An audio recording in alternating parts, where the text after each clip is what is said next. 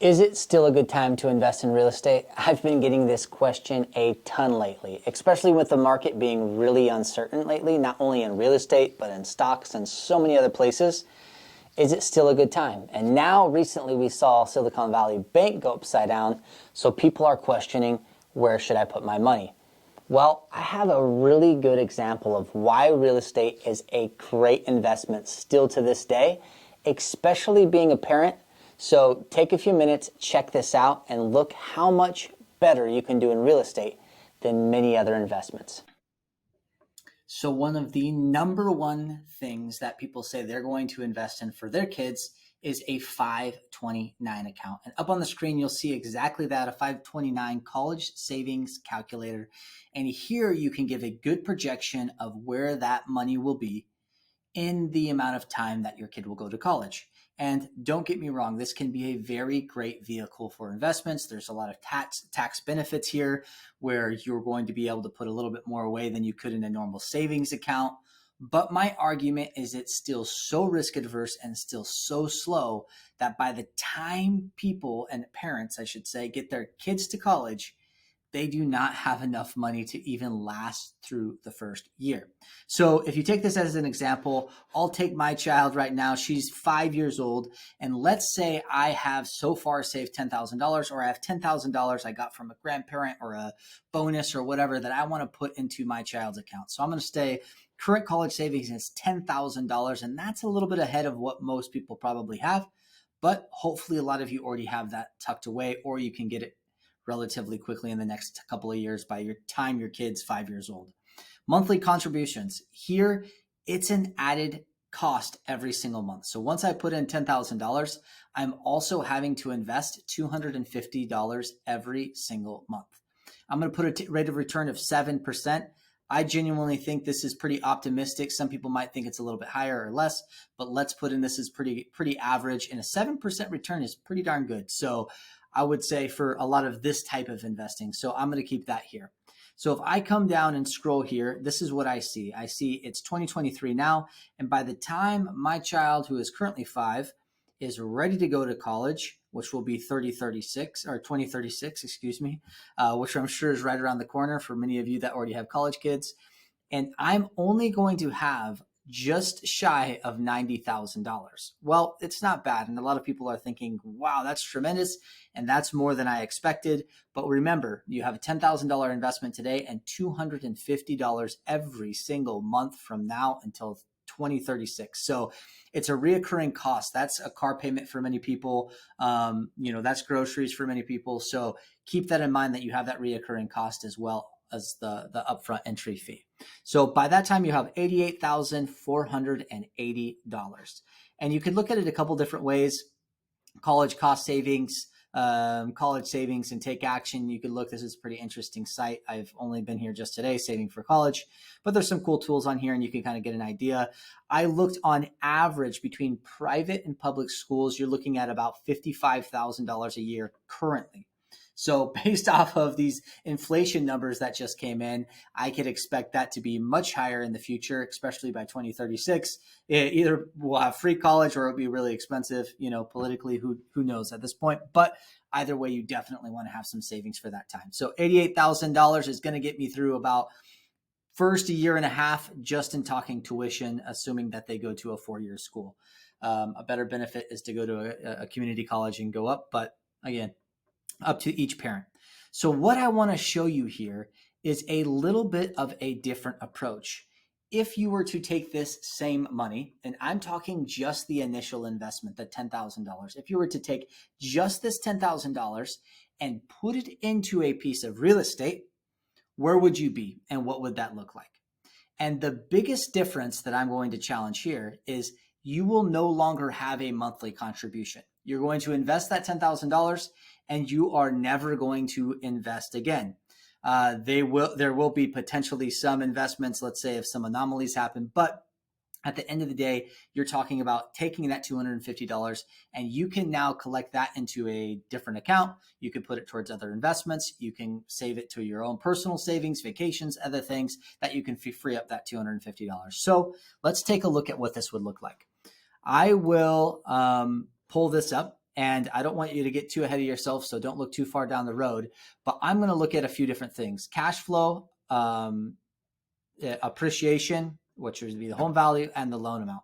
So cash flow, if I put $10,000, every $10,000 that we invest, and we are here to definitely help anybody looking to do this, any $10,000 that we invest, we expect a minimum of $100 net cash flow every single month.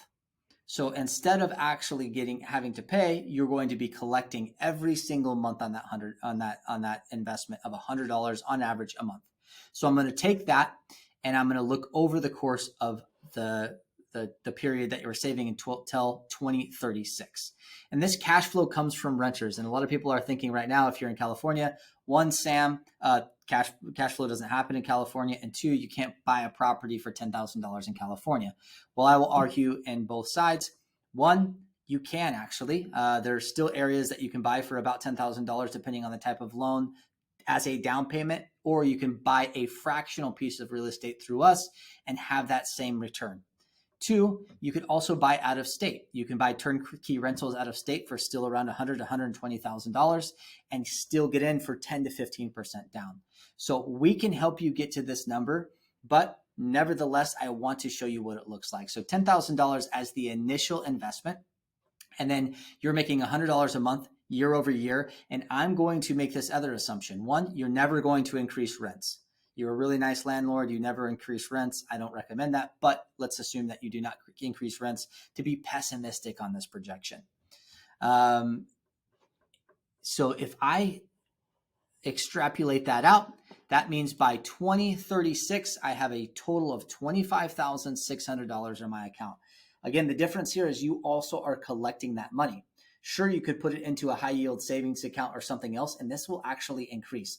This is assuming you make no interest whatsoever on every single dollar coming in. So the $10,000, you're getting $100 a month, putting it into a 0% interest account, and you do not touch it. So there's so many ways to make this even better, but I want to keep it as simple as possible for this example and be relatively conservative so people don't beat me up over this and really believe that this is a great investment.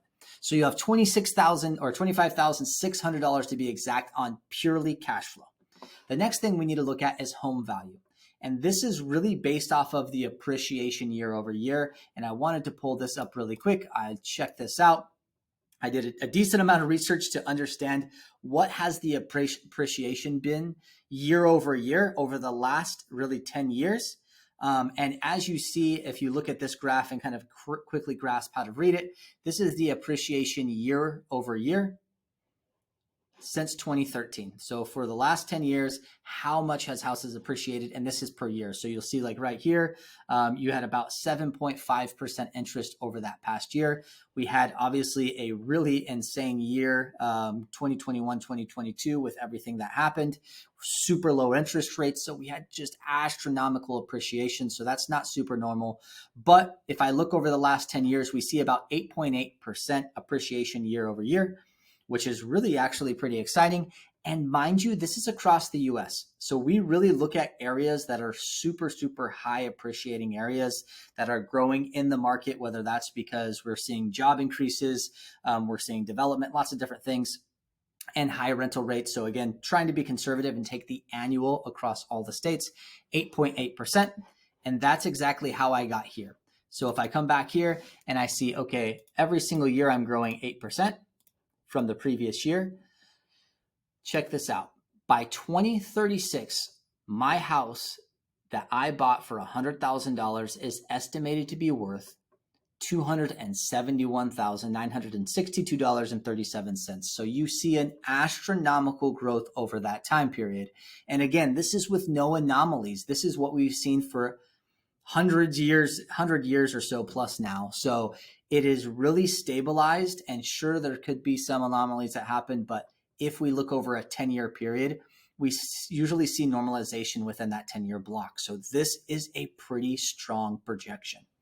The last part that I'm going to take into consideration, or actually it's the second to last to trick you there, is our loan amount.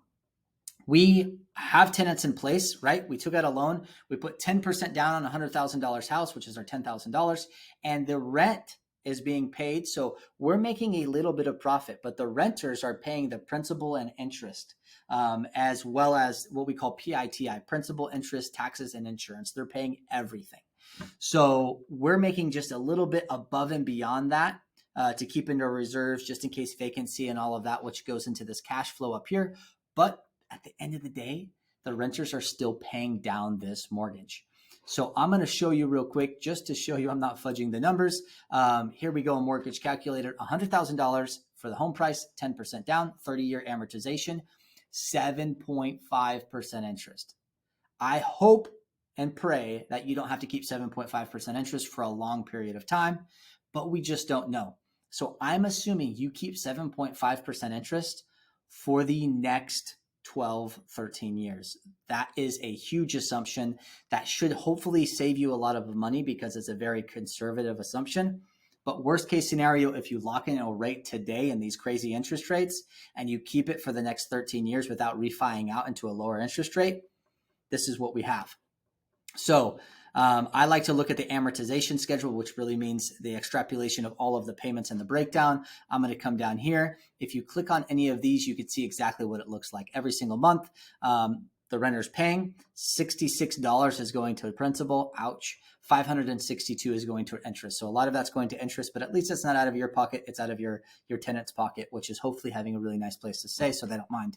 If I look at this and I go all the way down to 2036, at that point, they've paid $20,000 towards your principal and $84,000 in interest, but your loan amount is what I care about right here, $70,000. Again, I hope it's much lower than that based off of refinance, but worst case scenario, it's $70,000. So if I look at right here at the end, you have a loan amount of $70,000 left. Okay, with me? Great. I'm going to come down here to my my three different categories in an overall breakdown. Appreciation. Our gross equity, $200,000, $201.67. How did I get that? I have a house that's worth $271,000 and my loan balance is 70. So take this minus that, and we have 201,000. If I sell it, I want to be real here. I still have closing costs. I got an agent to pay. I got a buyer's agent to pay. I got different taxes to pay. I have escrow and title fees depending on the state that I'm in. So I want to take that into consideration to be real. My net is probably around 180, maybe a little bit higher, maybe a little bit lower, but right around 180 is what I anticipate. That means I now have cashed in $180,000 just in the appreciation of this home. Next, cash flow. So I grossed 25,000 back. If I go to here, 25,600. My initial investment, I'm going to take that out just to show what our net return is, our net profit, not even the total savings that we have. This is net profit, is $15,600. And then depreciation. I'm not going to go into this. I'm going to bold it here so you can see it. I do not have a video on depreciation, but just Google real estate depreciation and you will see a lot of videos on the benefit of what real estate depreciation is. It's a huge, huge, huge tax benefit. So for all of the tax that I have to pay on the income coming in for the cash flow or that I'm making in my W-2 or wherever I'm getting my money, I can take a nice little depreciation write-off. And I can say that you depreciate the value of the asset over 27.5 years. There's some ways to accelerate depreciation. I am not an accountant or a financial advisor, so I can't tell you that. But on the calculators that I did find, this is about what I saw. $3,600 in depreciation every single year, which means I'm going to get another $50,000 in depreciation benefit over those 14 years. If I take 27.5 divided by the 100 or 100,000 divided by 27.5, multiply it by 14 years, and that's what I'm going to get. So my total return, $247,000. And if I look back at my education savings account, I'm right around $88,000. So they're not even comparable. If I were to exit this investment in year 2036, right as my kid's going to college, if I got out of it completely, even if things went a little wonky or I had vacancy or had some bad tenants for a little bit, the market slowed down a little bit, I have a lot of cushion here to have a much better investment. So I didn't even compare the cash on cash return. And it's an even probably better example if I show that. But this gives you an idea of how good real estate can be to invest in. So with that said, I will leave it there. If you have any questions, make sure to either drop a comment, shoot us an email, DM me, however you want to get in touch with me. I would feel free to go over this the best that I can. Talk to your accountant, talk to people that you trust, talk to a local agent. They can give you a lot of really great advice on how good this can be if they know anything in real estate investing. And if you do not want to get down into the weeds, you want to be completely hands off and make it as convenient as possible, shoot us an email. Hop on a call with us and I can help walk you through this. So I hope you have a great day. I hope that you get something out of this video, and I really hope you start investing into real estate instead of dumping it into all your hard-earned cash into lower yield savings accounts that at the end of the day we see aren't as stable as we thought.